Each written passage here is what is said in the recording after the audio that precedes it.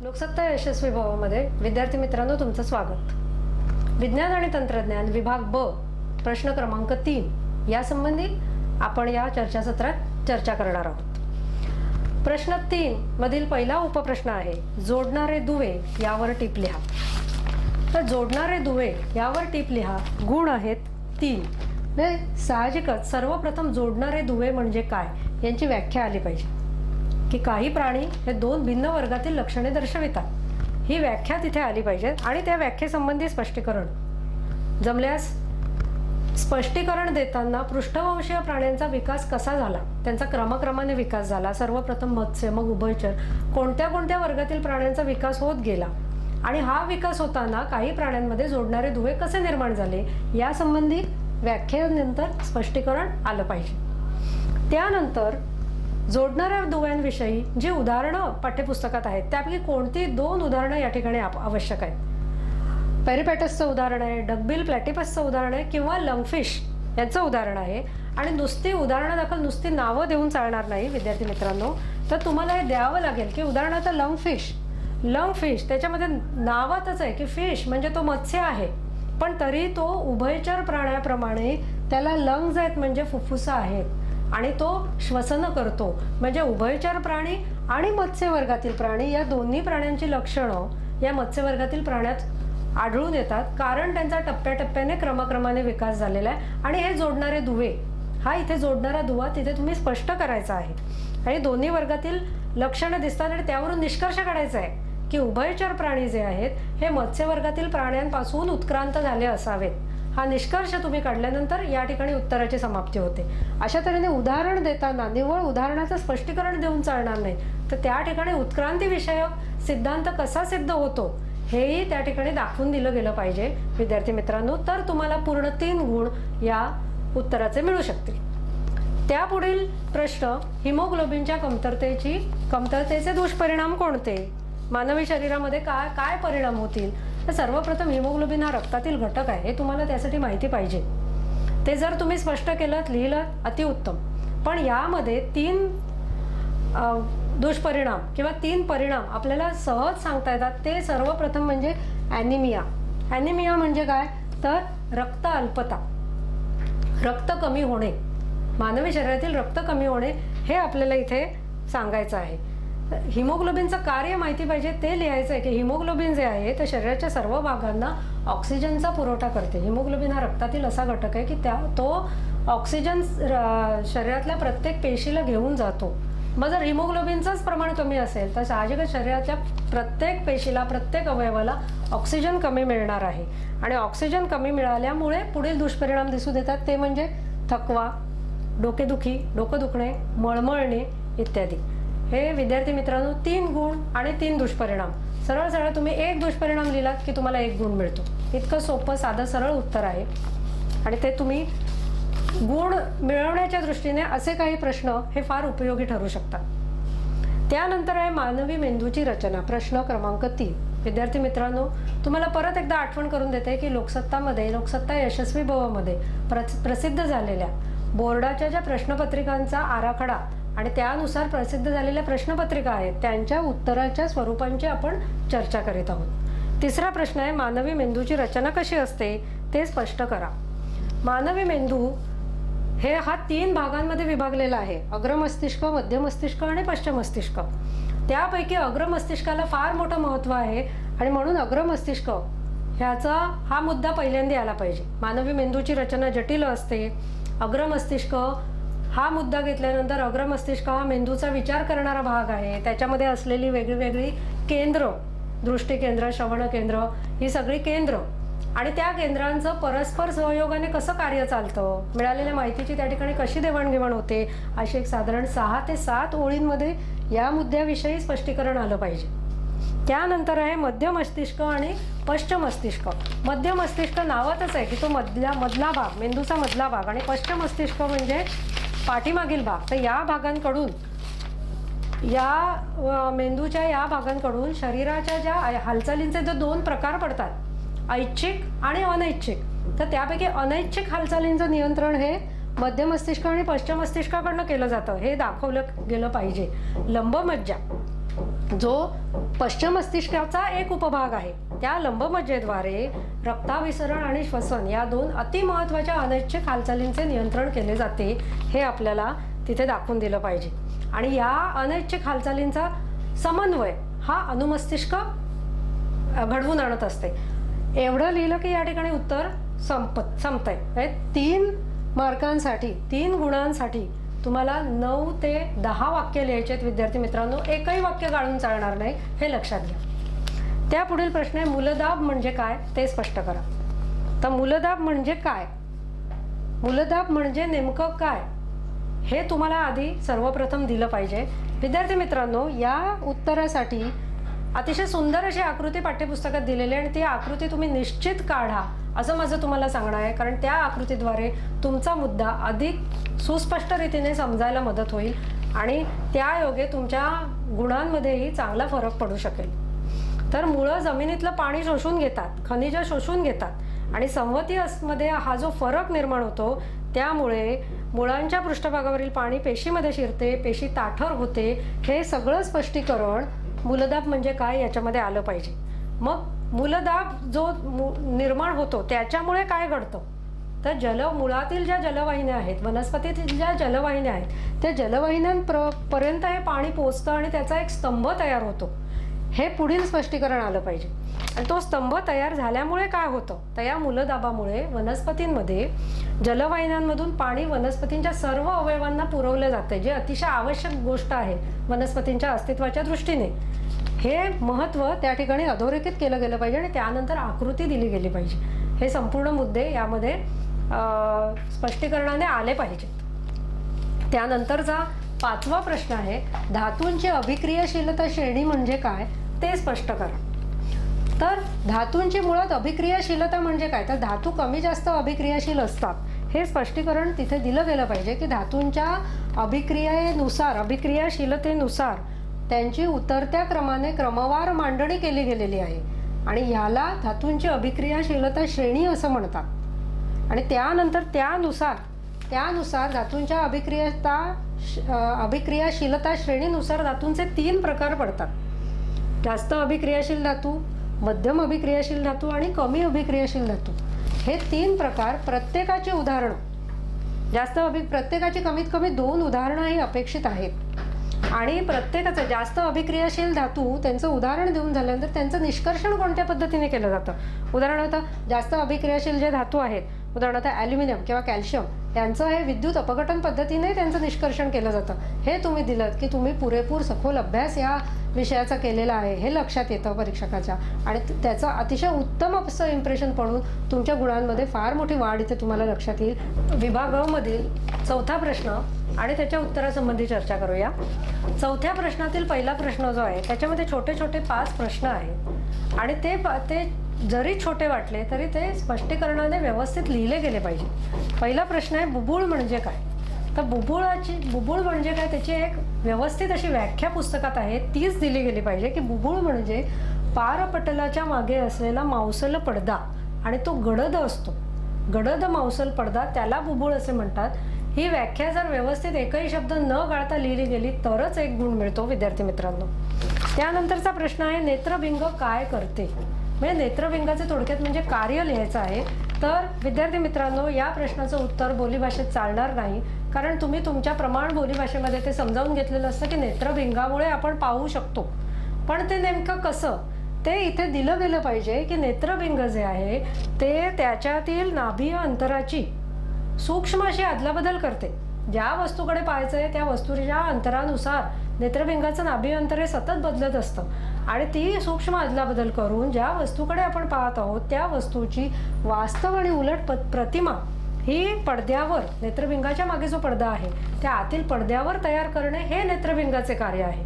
अशा तऱ्हेने शास्त्रीय भाषेमध्ये हे उत्तर लिहावयाचे आहे. 3रा प्रश्न आहे की बुबुळाचा आकार काय असतो.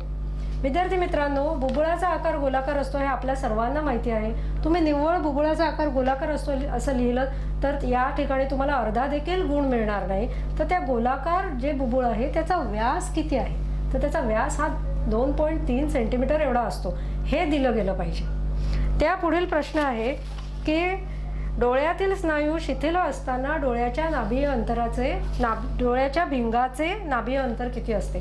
थेट प्रश्न आहे, नेमका प्रश्न आहे. नेमकं उत्तर लिहायचं आहे की जेव्हा डोळ्याचे स्नायू शिथिल असतात तेव्हा डोळ्यामध्ये जे भिंग आहे, नेत्रभिंग, त्याचं नाभीय अंतर हे 2.5 सेंटीमीटर असतं. विद्यार्थी मित्रांनो, या ठिकाणी हे एकक आहे, हे एकक फार महत्त्वाचं. निव्वळ 2.5 असते अंतर असं लिहिल्यास पूर्ण 1 गुण जाण्याची शक्यता आहे. 2.5 सेंटीमीटर ही एकक या ठिकाणी आपल्याला त्या त्या अवयवाची परिमाणं दर्शवतात, त्यामुळे ती एकक देणं हे फार आवश्यक आहे. त्यानंतर पुढील प्रश्न आहे की मानवी डोळ्याच्या बाहुलीच्या लगतच पाठीमागे कोणता भाग असतो? तर मानवी डोळ्याच्या बाहुलीच्या पाठीमागे भिंग असतं हे आपल्याला माहिती आहे, पण ते भिंग कशा प्रकारे असतं हे देणं इथे आवश्यक आहे की पारदर्शक, द्विबहिर्वक्र आणि स्फटिकमय रचना असलेलं भिंग असतं. तर मानवी डोळ्याच्या बाहुलीच्या लगत पण पाठीमागे हे पारदर्शक, द्विबहिर्वक्र, स्फटिकमय भिंग असते. हे तिन्ही शब्द फार महत्त्वाचे आहेत. ह्या तिन्ही शब्दातून त्यांचा अर्थ नेमका सूचित होतो, त्यामुळे ह्या तिन्ही शब्दातला एखादा जरी शब्द वगळला गेला तरी तुमचे गुण कमी होऊ शकतात. विद्यार्थी मित्रांनो, त्या पुढील प्रश्न आहे, रोधांची समांतर जोडणी केली असता परिणामी रोध मिळवण्यासाठीचे सूत्र मिळवा. तर रोधांच्या समांतर जोडणीची अतिशय सुंदर अशी आकृती आहे, पाठ्यपुस्तकात आहे, ती काढणं फार आवश्यक आहे. आकृती अतिशय आवश्यक. आकृती जर या प्रश्नाला नसेल तर या प्रश्नाचे गुणदानच होणार नाही, त्यामुळे आकृती फार आवश्यक आहे. आकृती सर्वप्रथम काढावी, त्यानंतर तत्संबंधी रचना स्पष्ट करावी की आकृतीमध्ये जे 3 रोध दाखवलेले आहेत त्या तिन्ही रोधांची तुम्हाला ते कसे जोडलेले आहेत त्याचं तुम्हाला स्पष्टीकरण द्यायचं आहे. आणि ते स्पष्टीकरण दिल्यानंतर व्होल्टमीटर कुठे जोडलेला आहे, त्यांना व्होल्टमीटर हा एकत्रितरित्या जोडलेला आहे किंवा विद्युतधारा कशी मोजली जाणार आहे त्या संबंधी स्पष्टीकरण तुम्हाला आकृतीचं द्यायचं आहे. आणि त्याच्यानंतर परिपथामधील मूळ विद्युतधारा, ॲमीटर आणि व्होल्टमीटर यांची जोडणी कशा प्रकारे आहे की ॲमीटर आणि व्होल्टमीटर यांची जोडणी अशा प्रकारे आहे की त्यामुळे परिपथातील मूळ विद्युतधारा बदलत नाही, त्याचप्रमाणे विभवांतरही बदलत नाही, हे तिथे नमूद करणे आवश्यक आहे. त्यानंतर आपण पहिली पायरी लिहित आहोत की परिपथातील मूळ एकूण विद्युतधारा कशी मोजायची. तर परिपथातील एकूण विद्युतधारा I बरोबर I1 अधिक I2 अधिक I3. ओहमचा नियम आपल्याला सर्वांना माहिती आहे, I बरोबर V भागिले I. या ठिकाणी I बरोबर V छेद RP, I1 बरोबर V छेद R1, अशा तऱ्हेने I3 पर्यंत जायचं. I3 बरोबर V छेद R3 आणि ह्या ज्या किमती आहेत या किमती या वरील सूत्रात घालायच्या आहेत. आणि या किमती वरील सूत्रात घातल्यास आपल्याला खालील सूत्र मिळते, V छेद RP बरोबर V छेद R1 अधिक V छेद R2 अधिक V छेद R3. या संपूर्ण समीकरणाच्या दोन्ही बाजूतून V सामायिक काढल्यास आपल्याला सूत्र मिळतं 1 छेद RP बरोबर 1 छेद R1 अधिक 1 छेद R2 अधिक 1 छेद R3. विद्यार्थी मित्रांनो, या ठिकाणी तुम्ही खाली रोधांची समांतर मांडणी केली असता परिणामी रोध जो मिळतो त्या संबंधीचं सूत्र हे n स्वरूपात लिहिल्यास अधिक उत्तम की 1 छेद RP 1 छेद RP बरोबर 1 छेद R1 अधिक 1 छेद R2 अधिक अधिक अधिक अधिक डॅश डॅश डॅश 1 छेद RN. म्हणजे समजा परिपथामध्ये n रोध जोडले तर तुम्हाला त्याचं सूत्र म्हणजे सूत्राचं सामान्यीकरण या ठिकाणी केलं गेलं पाहिजे. आणि त्याच वेळेस विद्यार्थी मित्रांनो हेही नमूद केलं पाहिजे की परिपथामध्ये ज्यावेळेस रोधांची मांडणी तुम्ही समांतर करता त्यावेळेस परिपथातील एकूण रोध हा कमी होतो, कारण इथे पाहिलेत तुम्ही तर हा परिणामी रोध नव्हे तर हा परिणामी रोधाचा व्यस्तांक आहे. त्यामुळे परिणामी रोधाचा व्यस्तांक हा परिपथामध्ये जोडलेल्या रोधांच्या व्यस्तांकांच्या बेरजे इतका असतो. हे विद्यार्थी मित्रांनो तुम्ही नीट समजून घ्या. तुम्ही नीट समजून घेतलं तर हेही तुम्ही विधान स्वरूपात लिहू शकता आणि ते एक प्रकारे रोधांच्या समांतर जोडणीच्या नियमाचं सामान्यीकरण होईल. अशा प्रकारे संपूर्ण आकृती काढल्यानंतर हे संपूर्ण रोधाचं सूत्र तयार करण्याची मांडणी दिल्यास तुम्हाला 5 गुण मिळतात. यापैकी एकही मुद्दा जर चुकीने राहिला, अनवधानाने राहिला तर त्या प्रमाणामध्ये तुमचे गुण कमी होतात. महत्त्वाची ही 3 सूत्र आहेत आणि अतिशय महत्त्वाची आहे आकृती. विभाग ब मधील जे मोठे प्रश्न आहेत 5 गुणांचे प्रश्न आहेत ते पाहूया. विभाग ब मधील पहिला प्रश्न आहे, तर तुम्हाला एक सूत्र दिलेलं आहे, कार्बनी संयुगांचं तुम्हाला एक सूत्र दिलेलं आहे आणि त्याच्यावर आधारित प्रश्न विचारलेले आहेत. ते सूत्र आहे CH3COOH. हे ते सूत्र आहे. पहिला प्रश्न आहे की दिलेल्या संयुगातील सर्वात मोठ्या शृंखलेत किती कार्बन अणू आहेत. विद्यार्थी मित्रांनो, इथे आपल्याला दिसतं आहे की इथे दिलेल्या शृंखलेमध्ये सर्वात मोठी शृंखला ही आहे आणि त्याच्यामध्ये 2 कार्बन अणू आहेत. हे उत्तर तुम्हाला फक्त पूर्ण वाक्यात लिहायचं आहे की दिलेल्या संयुगातील सर्वात मोठ्या शृंखलेमध्ये 2 कार्बन अणू आहेत. एवढं लिहिलं की तुम्हाला 1 गुण मिळणार आहे. यातील मूळ अल्केनचे नाव काय आहे. विद्यार्थी मित्रांनो, नीट तुम्ही निरीक्षण केलं तर तुमच्या लक्षात येईल यातील मूळ अल्केन हा इथेन आहे आणि त्यामुळे पूर्ण वाक्यात उत्तर लिहायचं आहे. यातील मूळ अल्केनचे नाव इथेन आहे. यातील क्रियात्मक गट कोणता आहे. जो विस्थापित करतो असा क्रियात्मक गट इथे आपल्याला दिसतो आहे, तो आहे COOH. तर यातील क्रियात्मक गट COOH हे आहे. आणि दिलेल्या संयुगाचे नाव काय आहे. तर मूळ जो हायड्रोकार्बन आहे तो इथेन आहे, मूळ अल्केन आहे तो इथेन आहे. त्याच्यावरूनच त्याचं नाव पडणार आहे. तर इथेन मध्ये ई जोडून आपल्याला मिळतं इथेनॉइक आम्ल. त्यामुळे दिलेल्या संयुगाचं नाव आहे इथेनॉइक आम्ल. आणि हे जे नाव आपण दिलं त्या या दिलेल्या संयुगाच्या नामकरणासाठी कोणती पद्धत वापरली जाते. विद्यार्थी मित्रांनो, आपल्याला माहिती आहे 5वा प्रश्न की या दिलेल्या संयुगाच्या नामकरणासाठी सर्व जगभर एकच पद्धत वापरली जाते, ती आहे IUPAC नामकरण पद्धत. विद्यार्थी मित्रांनो, या प्रश्नांची उत्तरं लिहिताना पूर्ण वाक्यात लिहायची आहेत. अशा तऱ्हेने फक्त शब्दात उत्तरं लिहिल्यास तुमचं गुणदान व्यवस्थित होणार नाही. त्या पुढील प्रश्न आहेत. खालील दिलेल्या आकृतीचे निरीक्षण करा आणि दिलेल्या प्रश्नांची उत्तरे लिहा. आकृती जर तुम्ही नीट पाहिली तर तुमच्या लक्षात येईल ती फुलाची आकृती आहे आणि त्यावर विचारलेले प्रश्न आहेत की फुलामध्ये कोणते पुल्लिंगी अवयव असतात. आकृतीत नीट निरीक्षण करा, तुमच्या लक्षात येईल फुलामध्ये पुंकेसर आहेत. तर फुलातील पुल्लिंगी अवयव आहेत पुंकेसर, पण ते पुंकेसर कशाचे बनलेले असतात तेही देणं आवश्यक आहे की पुंकेसर हे परागकोश आणि वृंत यांचा बनलेला असतो. पुढचा प्रश्न आहे फुलात कोणते स्त्रीलिंगी अवयव असतात. परत एकदा, फुलामध्ये स्त्रीलिंगी अवयव स्त्री केसर असतात. हे आपण इयत्ता 7वीत शिकलोय विद्यार्थी मित्रांनो. आपल्याला इथे 10वीच्या पातळीनुसार उत्तर लिहायचं आहे. त्यामुळे स्त्री केसर कशाचा बनलेला असतो. तर कुक्षी, कुक्षीवृंत आणि अंडाशय यांचा स्त्री केसर बनलेला असतो. हे पूर्ण उत्तर अपेक्षित आहे. फुलाचे कोणते दल कीटकांना आकर्षित करून घेते. विद्यार्थी मित्रांनो, मराठी प्रमाण भाषेत उत्तर चालणार नाही. फुलाच्या पाकळ्या कीटकांना आकर्षित करून घेतात, चालणार नाही. प्रश्न थेट नेमका विचारलेला आहे कोणते दल. त्यामुळे फुलाचे दलपुंज हे दल कीटकांना आकर्षित करून घेते. फुलाचे कोणते दल संरक्षणाचे कार्य करते. दलपुंजाच्या खाली असलेला भाग जो आहे निदलपुंज, तर फुलातील निदलपुंज संरक्षणाचे कार्य करते असं उत्तर अपेक्षित आहे. आणि सगळ्यात 5वा प्रश्न आहे आकृतीतील प्रश्नचिन्हांकित भागाचे नाव लिहा. आकृतीतील प्रश्नचिन्हांकित भाग तुम्ही नीट पहा विद्यार्थी मित्रांनो, तो आहे अंडाशय. त्या आकृतीतील प्रश्नचिन्हांकित भागाचे नाव अंडाशय आहे आणि त्याचं कार्यही लिहिलं गेलं पाहिजे की अंडाशयामध्ये बीजांडे असतात. बीजांडामध्ये स्त्री युग्मकाचा संयोग होतो पुयुग्मकाशी आणि युग्मनज तयार होतो आणि हा युग्मनज पुढे भ्रूणामध्ये विकसित होतो. अशा तऱ्हेने फलनाची क्रिया पूर्ण होते. त्यामुळे आकृतीमधला जो प्रश्नचिन्हांकित भाग आहे तो अंडाशय आहे आणि हा अंडाशय कसले कार्य करतो तर फलनाचे कार्य करतो. अशा तऱ्हेने संपूर्ण स्पष्टीकरण दिलं विद्यार्थी मित्रांनो तर तुमचा नक्कीच अतिशय चांगला असा प्रभाव पडेल. विद्यार्थी मित्रांनो, लोकसत्ता यशस्वी भव या सदरातून तुमच्या पूर्व परीक्षेच्या तयारीसाठी बोर्डाच्या अनुषंगाने विज्ञान अ आणि ब अशा संदर्भात प्रश्नपत्रिका आणि उत्तरपत्रिका यांचा क्रमशः आपण अभ्यास केला. यापुढील भागांमध्ये बोर्डाच्या तयारीसाठी म्हणून अजून एक प्रश्नपत्रिका ही देण्यात येईल. त्याचा देखील तुम्ही नक्कीच अभ्यास कराल आणि उत्तम अभ्यास करून उत्तम गुण मिळवाल यासंबंधी माझ्या तुम्हाला शुभेच्छा.